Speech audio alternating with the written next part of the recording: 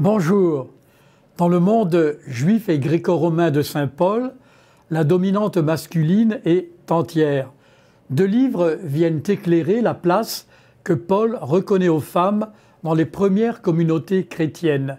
Le premier de Chantal Régnier, Les femmes de saint Paul, paru au Cerf, novembre 2020, 225 pages, 22 €. Le deuxième, Michel Quesnel, Paul et les femmes, ce qu'il a écrit, ce qu'on lui fait dire, chez Mediapol, en mars 2021, 140 pages, 13 €. Chantal Régnier est exégète catholique. Elle dirige aux éditions du Cerf une collection biblique. Dans le corpus paulinien, elle distingue ce qui est bien de saint Paul lui-même, ce qui est de ses disciples et les ajouts postérieurs. Nous sommes trop omnibulés chez Paul par les stéréotypes des questions de chevelure ou par le silence des femmes dans les assemblées. Mais n'oublions pas que les femmes se révèlent pour Paul comme des collaboratrices énergiques et généreuses, de Poïbé à Lydie, de Chloé à Maria, de Percy à Évodie, de Saint-Iché de Prisca à Julia. L'autrice remarque ces femmes, elle restitue, texte à la pluie, leur métier, leur déplacement, leur foyer et surtout leur engagement pour Jésus et sa parole.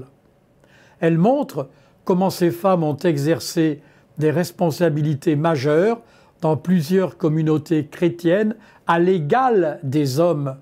Pour Paul, en effet, il n'y a pas de discrimination entre les humains. Le salut est universel car le baptême est l'acte par lequel toute personne est également plongée dans la mort et la résurrection du Christ. Chaque personne est traitée dans toute la dignité du Christ. Paul ouvre largement une voie nouvelle au cœur d'une société très masculine. Michel Quesnel, un autre livre sur saint Paul et les femmes, que dit-il ? Michel Quesnel est prêtre de l'oratoire, spécialiste du Nouveau Testament. Il décrit comment on a fait à Paul un procès en misogynie. Certes, dit-il, il y a des propos que nous n'écririons plus aujourd'hui, conditionnés par la culture ambiante. Mais en ce domaine, il s'avère, et les textes le prouvent, que saint Paul est beaucoup plus ouvert envers les femmes que tous les auteurs contemporains. Entre ce qu'a dit l'apôtre à leur sujet et ce qu'on lui a fait dire, nos schémas sont à réviser. Alors merci de votre écoute, joyeux Noël à tous malgré tous les Covid et au mois prochain.